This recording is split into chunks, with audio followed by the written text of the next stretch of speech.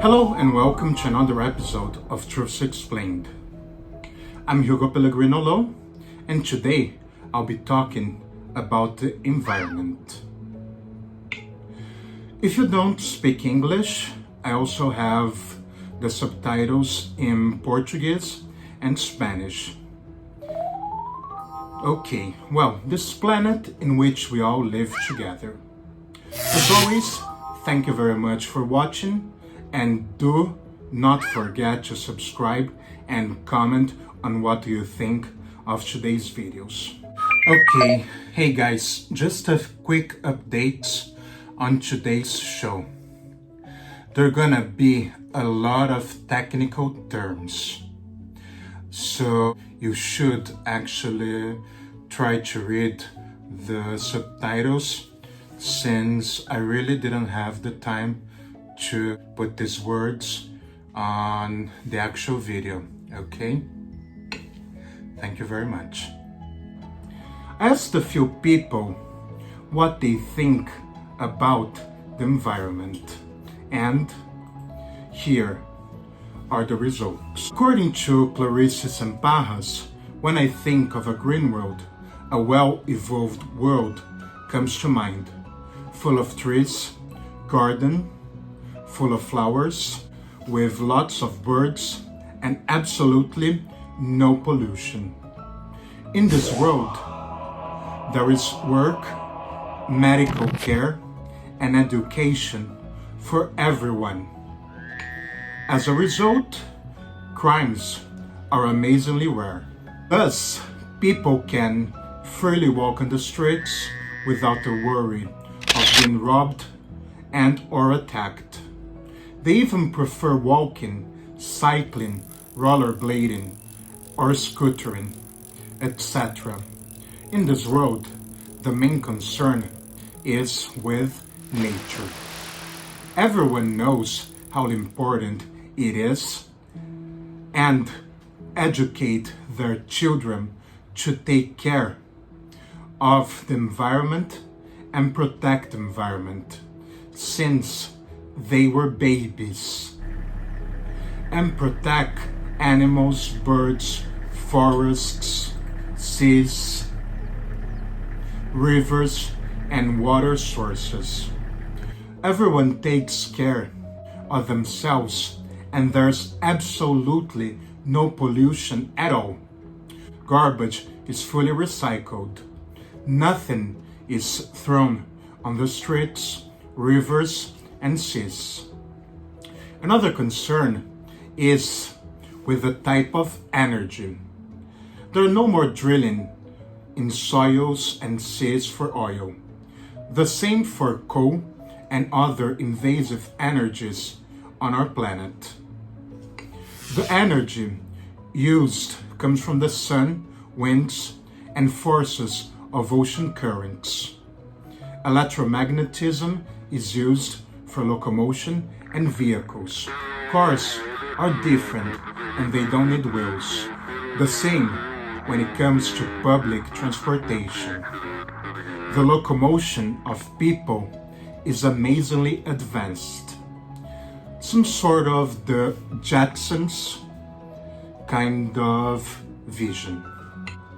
Anyway, the world is so safe and beautiful that people prefer to live in houses with wonderful gardens and full of birds. I also asked a chemistry PhD what she thinks about the issue, and she said this one was made at the Polytechnic School in São Paulo, reported by Patricia Mara Sanchez.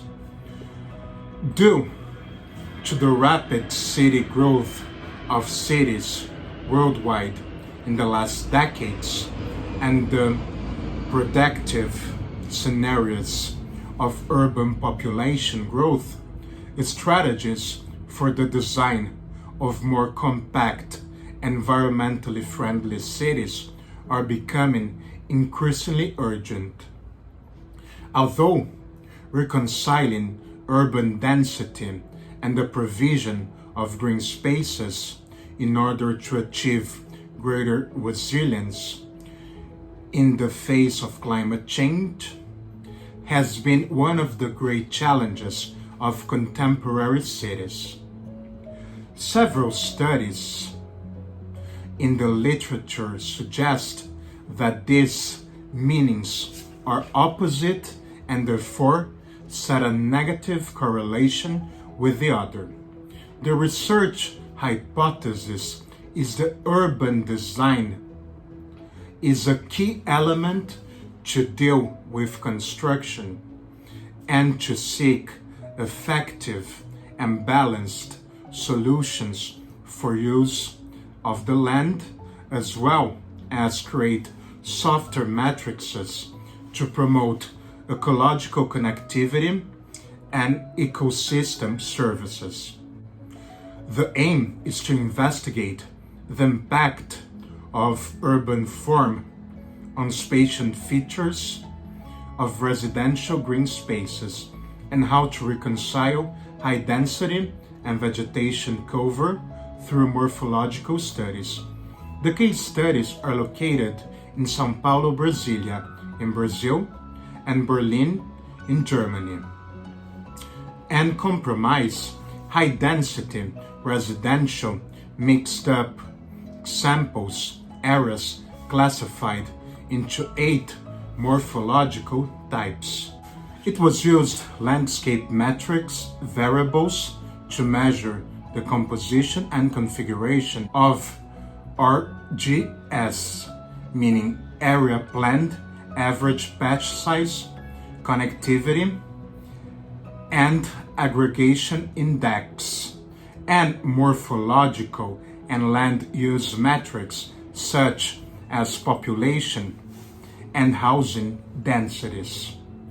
Floor open index FSI and coverage building or ground floor space. Spatial data were generated and processed using GIS and remote sensitive techniques and analyzed through unvariated and multivariated methods.